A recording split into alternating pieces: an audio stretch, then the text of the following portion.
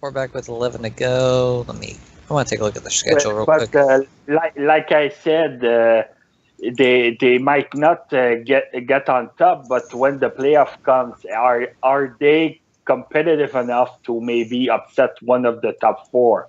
Yeah, they'll definitely do well in the playoffs. It's just they're probably, especially if they get paired off against Huntsville, because Huntsville have been struggling. So that's why I was saying it's like, yeah, for Tallahassee and Tennessee, it's like, well, if you get to the point where, yeah, you're not going to do it, you want to try and position yourself so that you go up against Huntsville rather than Tennessee, because Tennessee has been doing really well lately. Huntsville has been struggling. So do you maybe want to position yourself so that you're going up against the team you feel you have a better matchup against?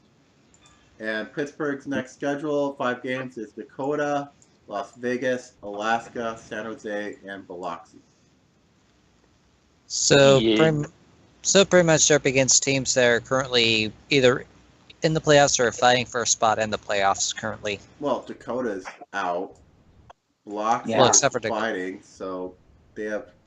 Biloxi's still fighting, but everyone else is currently still fighting also for their spot. But Alaska's really strong, so. And Dakota should be a fairly easy win for them. Biloxi should be a win for them. Alaska will quite possibly be a loss for them. Vegas and San Jose will be sort of even. If they can beat Alaska, they might have a shot. I would not going to rule it out, but they are facing Alaska at Alaska. So Alaska having the home court advantage, and that is very important for a lot of teams. So, like I said, it's a wait and see for them. Just keep what they are doing, and who knows what the playoff might bring.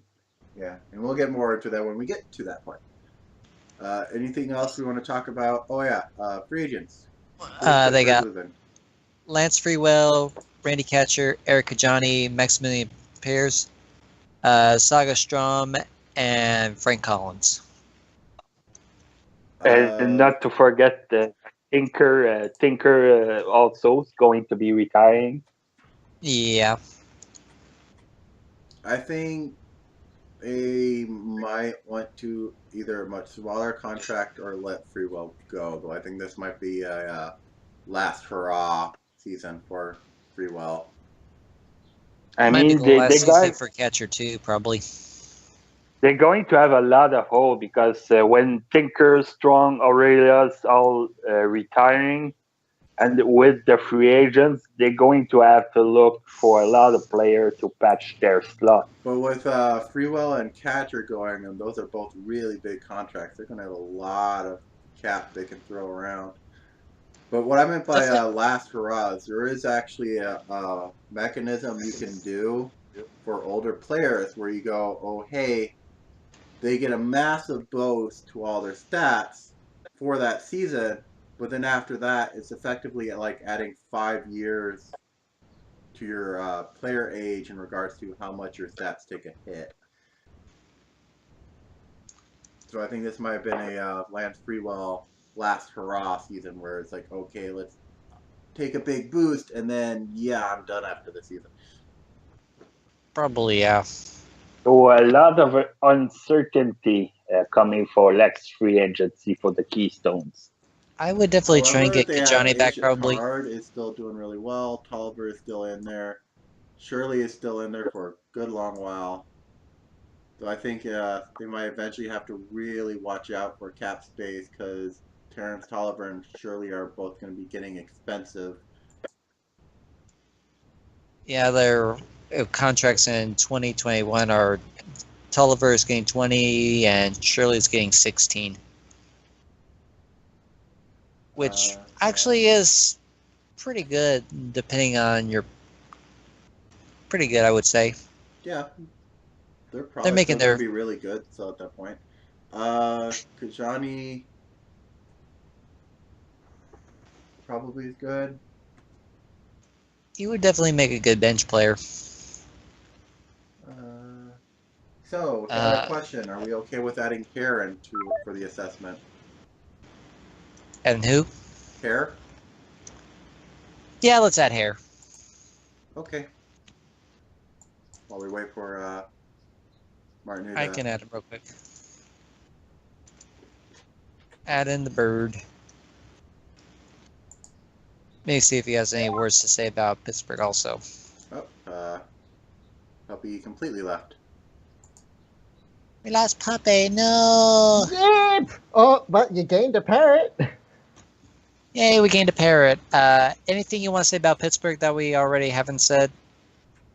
Well, I can't really say much about Pittsburgh or what you guys have been talking about, because I literally just got to the hotel room for dinner with my mom.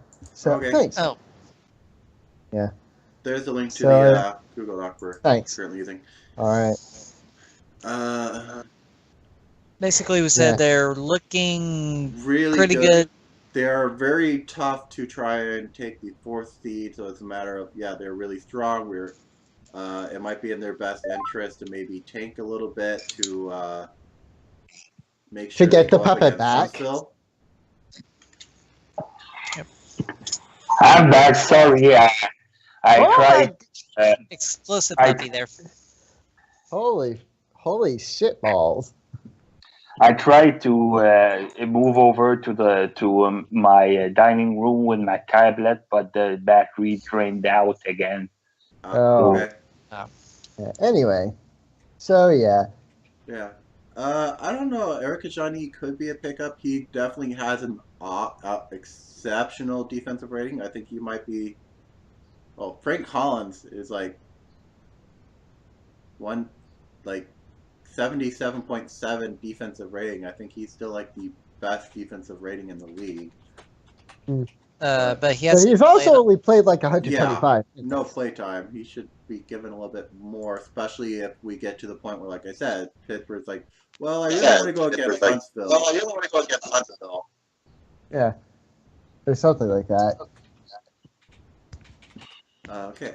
But since we've gone over Pittsburgh, next one is San Jose. Oh, hey, I came in just in time, Trust. didn't I? Yeah, In trust, we trust. Yeah, in trust, we trust, and I honestly have no idea what's going on with the team right now. Yeah, they've been on a bit of a slide. Mm-hmm. Bit on slide, and they're pretty much in the bottom rung of the West of all the teams. They're the only one that the teams like Hawaii, Texas, and Winnipeg could potentially pass if one team won the Plains division, but they still fight hard to maybe gain a spot. Yeah, Currently, San Jose needs to watch out for Hawaii and Winnipeg because they have 3 games on them currently. But we had a big buffer of games, but that buffer is starting to dwindle. Yeah. So San Jose is currently the 8th seed. So yeah, they have a 3-game lead, and their magic number is 9, and that's both against Hawaii and Winnipeg. So yeah, I think I have a promo scheduled against Hawaii. We'll see how helpful that is. But let's also look. See what is San Jose's schedule for the next 5. Huntsville, that's probably gonna be a loss. Baltimore, that's gonna be even because that's a sports bin. Tennessee is going to be tough for them. Pittsburgh is going to be tough for them. And then Seattle. And we lost the puppy again. He'll be back. He always comes back. However, they do have Dakota a game against Dakota coming up and Arizona coming up. So that should be potential. And they are playing them at home. So that should theoretically be 2 of their... Well, we're playing Huntsville at home, too. So that might help a bit. Yeah. Huntsville hasn't exactly been doing great lately. Yeah, Huntsville is also on the slide, so you might have that benefit. Yep. Yeah. So they have some games that are still going to should be in their favor, but they're still going to have a lot of trouble. Yeah. But also just looking at the team overall, again, this is a team that also has plenty of weapons on both the starting lineup and the bench. I mean, we're talking about Barnaby fucking Jazz. Yeah, who I think has been kind of screwed by the engine, to be honest. Because like when the whole engine chaos happened, he was not doing great. I think like that's something I noticed with a lot of the centers with how the thing turned out. But you know, But again, I said rookie's doing the best he can. We cannot fault him for that, and we're not going No, to we be the can't. exact same, and we'll just have to adapt. Adapt, Yeah. improvise, and overcome. pretty But still, much. but still, everyone else too. DeWitt the Zaga Carr, Jonathan Lawyer, Blythe Noct, Alessandro Serra. Oh my God, those guys are big names, and also the bench too. Like, Yeah, you got Dewitt might actually have to lose his starting spot. Who would we replace him with on their team? who would we replace them with? A big. So we want to look at bigs. I don't know Only if they big. have any real bigs to swap him with.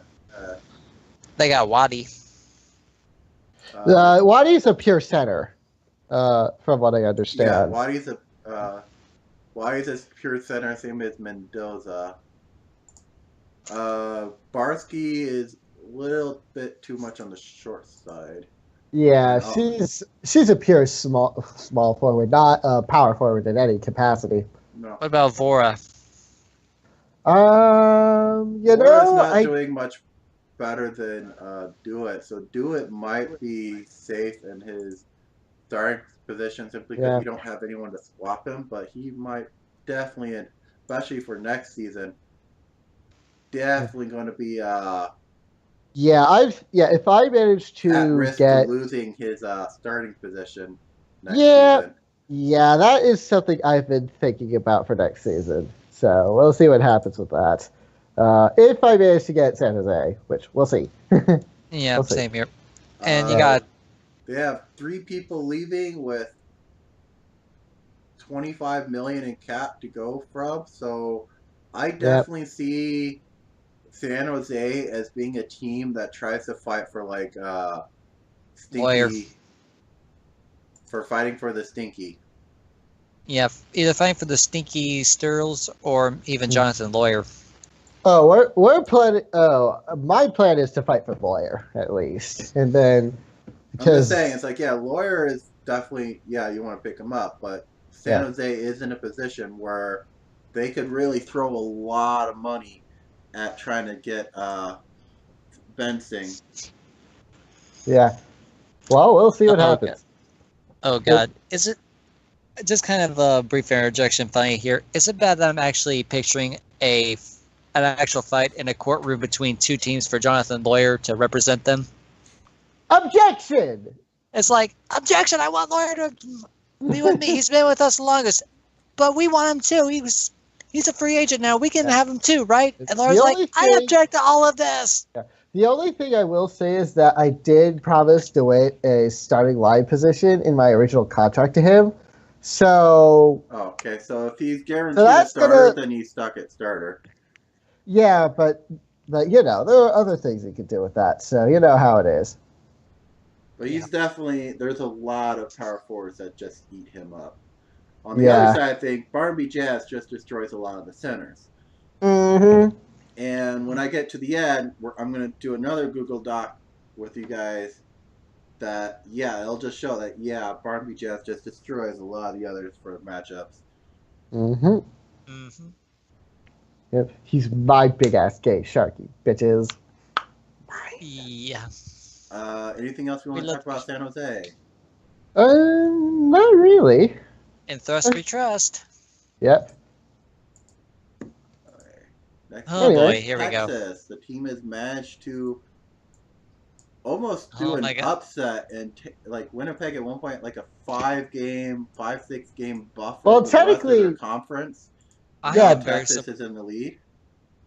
Yeah, I'm Texas is up there on a It's on virtue of a better conference record, I think. So it's like, Well, they went 13-7 since the last assessment, so they've been on a tear. Yep. Yeah, and all I did was just move a few guys around because of like a couple injuries. Because Brad Pullman got injured, then I moved Kyoto Kurosaki up. Then